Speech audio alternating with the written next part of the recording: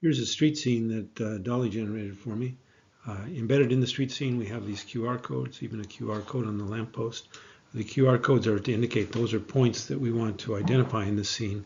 If we view the scene with multiple cameras, the challenge is how do we align the images from those cameras? How do we find out which points correspond to which? And here the idea is, well, maybe we could embed codes in the scene that would allow us to do that. The problem of aligning images from multiple cameras is surprisingly challenging in the age of AI. Today we're going to talk about some traditional algorithms for finding key points and registering cameras to the real world.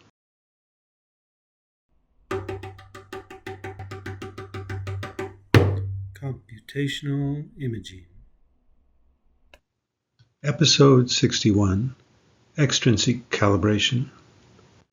Episode 60 talked about intrinsic calibration, measuring the internal parameters of a camera, such as its focal length, distortion, and transfer function. Extrinsic calibration refers to the process of determining the position and orientation of a camera in relation to a known coordinate system, maybe the world coordinate system. As we saw with the test charts for automotive calibration back in episode 60, this can be done with fixed marks in a scene. You can literally create patterns or grids in a scene that allow you to register the camera to the real world position. We're not going to cover extrinsic calibration extensively. We're interested in it primarily from the point of view of how it impacts camera design for computational imaging. And so we're mostly interested in relating the images captured from one camera to the images captured by another camera. As shown here, we have two cameras observing the same scene. How could we combine the data from these two cameras? So we need to know the relative position of the two cameras to the real world. And so there's three coordinate systems that are of interest here. One would be the x0, y0 coordinate system in the plane of the first camera, the x1, y1 position system in the plane of the second camera, and then the xy positions in the real world. So we have these three planes, generally speaking, the three planes of the image, image one and image two, and the object. Of course, the real world is three-dimensional, but we'll deal with that in just a minute. Why is calibration important? Because as we're going to see in the next series of lectures when we talk about sampling theory, it's not possible to build a high-performance imaging system from a single camera. We're eventually going to want to build cameras like this one, where we use arrays of images. And if we want to get good, high-quality samples of the optical data cube for reasons that we'll talk about in a few episodes, it's absolutely essential that we combine data from multiple cameras. And so we need to figure out how to do that in this episode and the next episode. So our goal here is to take the images from the two cameras and somehow align them to each other. Traditionally, this is done by finding key points, finding points in the scene observed from two different cameras that we know refer to the same point. Because the world is three-dimensional, it's not actually possible to map every point in an image from one camera into images on the other camera.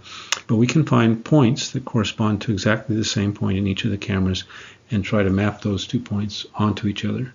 So there's a variety of algorithms for key point detection. Today we're going to be discussing some strategies that are presented in the GitHub site for these episodes in this notebook. And so we're interested in algorithms for key point detection. You would expect that neural systems could just go and find corresponding objects and corresponding points in a scene, but precise alignment of exact points remains a challenging process for neural systems.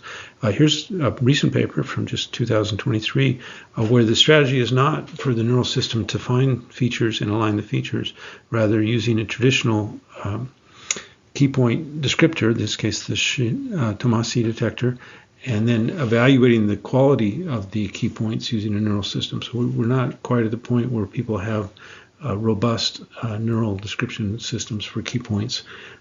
In the notebook that we're talking about today, the strategy is using this brief key points we'll talk about in just a second. And so in general, if you find you need to define a key point as something that would be distinctive in a scene, something that doesn't occur at every point. And so traditional key points are things like this, where you pick corners. You look for some point where, in this case, this point P would be less than, have a signal value less than all of its surrounding points, and you'd expect that to be a corner, or it has a value less than some fraction of its surrounding points. And if you define this strategy of the point being a local minimum or having other characteristic features, you'll get a limited number of key points in a scene that you could use to align the data. The notebook uses this example image, a shot out of my window looking out the desert in Tucson, Arizona. We have a couple of interesting plants here. These are, very closely spaced images, just shot with a cell phone looking out the window. You can tell that they're different though, because first of all, the field of view is not quite the same, but the rocks have shifted, and so we have this plant observed in two different scenes, and you can see, for example, this rock is a little bit obscured here, but is unobscured over in this scene. So here's this clear view of the rock, and then the rock is obscured by the plant a little bit here, so you can see those are shifted slightly. If we zoom in, the plants look actually very similar. The plant looks very similar in the foreground, but the rocks look completely different in the background because of the three-dimensional version of the world, that the images are shifted relative to each other. Zooming in further, here in the center of the plant, this is nearly a planar part of the scene, and it looks very similar in the two images, but the scale has changed and the orientation has changed slightly. So you see, for example, this point and this point have changed in their relative geometry relative to the other points on the plant. These, of course, are nice corners, so maybe we can use a corner detector to find key points in this scene. So a corner detector is the traditional Harris corner detector. Uses a circular region surrounding a point and evaluates the fraction of the points within this mask. So we have this 16 element, or this mask of points surrounding the center point here, and we have looking at 16 points, 16 pixels on that, and we would vote based on how many of those pixels are greater or lesser than the central point to decide whether or not this is a key point. And so here we've identified key points on this plant of points that are brighter than their surrounding points by an appropriate fraction. So this here, the circular 16 points we're going to evaluate are kind of highlighted, but we're looking at this center point, and so without the highlight, this center point is brighter than all of a good fraction of, in this case, the threshold is 12. It's brighter than 12 of the 16 surrounding points at least. So we've identified some key points by this ad hoc measure of saying this is a parameter value that we'll identify as a key point in a scene, and hopefully we can set a threshold and identify the key points so we get a sparse set of points in the scene, which are, now we're talking about pixels, individual pixels in the scene that correspond to key points. We can use this vector of values, so this vector of signal values surrounding the key point is a descriptor of that point, that hopefully it's unique to that point, and hopefully it would be similar across other images. And so this Harris detector, this idea of using a circular region around the key point to identify it, has been found to be fairly robust to image rotation, illumination, and scale changes. So empirically, it's a strategy that can be used to identify key points. And then we take not just identification of the key points, but this metric of the surrounding code as our QR code for identifying this is the identifier of that key point, and then we can match that key point to the same key point, or to all the key points identified in another image, and hopefully there's a distance measure that would allow us to pick which key points correspond to each other. Key point identification and matching in common algorithms is somewhat more complicated than just the simple Harris feature, but here's an example using the oriented fast and rotated brief algorithm that comes built into OpenCV. The fast corresponds to features from accelerated segment test, which identifies matching features. Brief corresponds to the binary robust independent features. We identify features with brief and then match them with fast. Here you can see that the matching is not entirely successful, so the lines that are mostly horizontal are probably matches between the actual key points, but for example, here we're matching a key point there to a key point way over here. Those are not the same point in the image, and so the algorithm has identified a lot of good matches of key points, but a lot of poor matches as well. Here's another algorithm, the more popular scale invariant feature transform algorithm. You see here that it's done a very good job at matching the same points in the image. So for example, this point on the plant to this point on the plant, that's an exact match of points that actually correspond to an image. And so, again, you might think that you could do this with a neural system, and of course, as shown, neural systems are making progress in identifying and matching features. But traditional ad hoc algorithms are still commonly used. The traditional algorithms are this SIFT, scale invariant features. SURF is a faster algorithm, and then ORB is shown here. SIFT and SURF were not commonly used for a long time widely because of patent issues, but are now more widely available.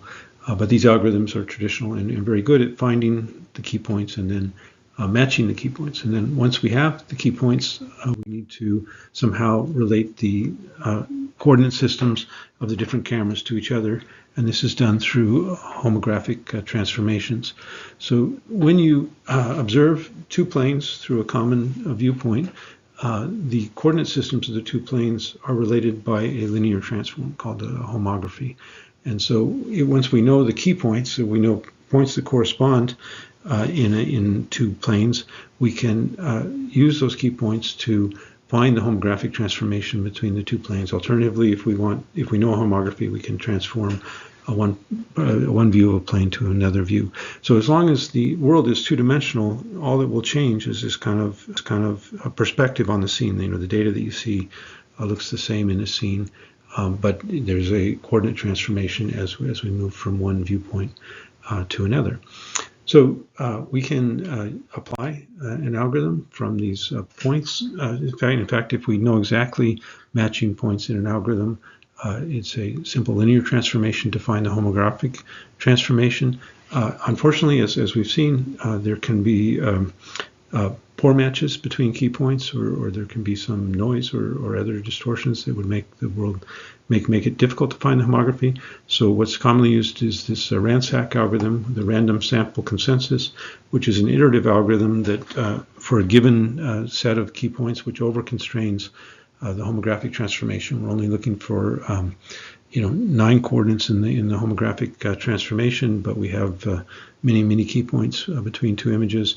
So we can iteratively go through with this RANSAC algorithm to find a consensus homographic transformation that is as good as a match as a minimum error match between all of the key points identified. Once we've identified the homographic matrix, we can take an image and transform it from one viewpoint to another. So in this case, we've used OpenCV to transform this image 2 to the viewpoint of image 1 to the viewpoint of image 2 using the homographic transformation. So this image is now distorted and shifted to the viewpoint of image 2. We can see how well we've done by looking at the difference. This is taking a subtraction between the two images. On the left, this is the difference between image 1 and image 2 without the homographic transformation. You can see this shadow of the rock in the foreground to show the amount that rock is shifted between the two images, and then these phantom points here correspond to shifts of the points of the plant. And so what you see here is that this homographic transformation is not perfect, right? That the warped version of image 1 does not entirely overlap with image 2, especially the rocks in the background are actually different between the two images because of parallax and obscuration as we shift the viewpoint. But for example, the alignment of this rock in the foreground is much better after the homographic transformation. So this key point identification and homographic transformation is traditionally the main method for aligning images from different cameras. and then blending them together or combining the images.